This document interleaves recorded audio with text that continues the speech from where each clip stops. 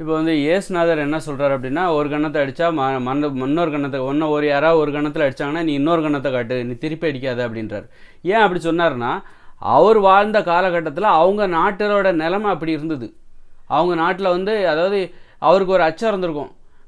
இவர் வந்து ஏதாவது மக்களுக்கு நல்லது சொல்ல போய் அப்போ வந்து அந்த ஆட்சி அதிகாரிகள் வந்தால் என்ன பண்ணுறது, அவங்க வந்து அடித்தாங்கன்னா என்ன பண்ணுறது, அப்போ ஒரு கன்னத்தில் அடித்தா நீ இன்னொரு கன்னத்தில் காட்டு, நீ எதிர்த்தெல்லாம் அடிக்காத. ஏன்னா அவங்க வலிமையானவர்கள்.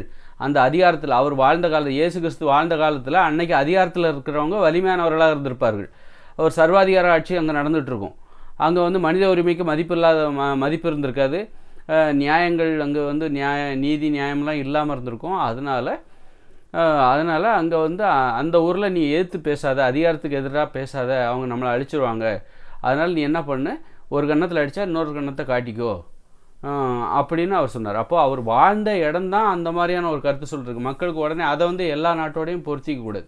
இப்போ ஒரு நல்ல மனித உரிமை மதிக்கப்படுகிற ஒரு நாட்டில் வந்து நீ வந்து யாராவது ஒரு கன்னத்தில் அடித்தா போய் போலீஸ் ஸ்டேஷனில் கம்ப்ளைண்ட் பண்ணு, அப்புறம் அவனை கம்ப்ளைண்ட் பண்ணு அப்படிங்கிறது தானே சரியான. அப்போ வந்து இடத்துக்கு தகுந்த மாதிரி தான்.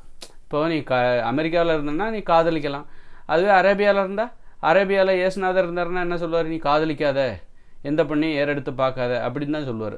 அதுவே அமெரிக்காவில் பிறந்தாருன்னா காதலிக்கலாம், தப்பு இல்லை, காதல் புனிதமானது அப்படின்னு சொல்லுவார். அப்போ வாழ்கிற இடத்துல இருந்து தான் வாழ்கிற இடம் சார்ந்து அவர்கள் ஒரு கருத்தை சொல்கிறார்கள் என்பதை நாம் தெளிவாக புரிந்து கொள்ள வேண்டும்.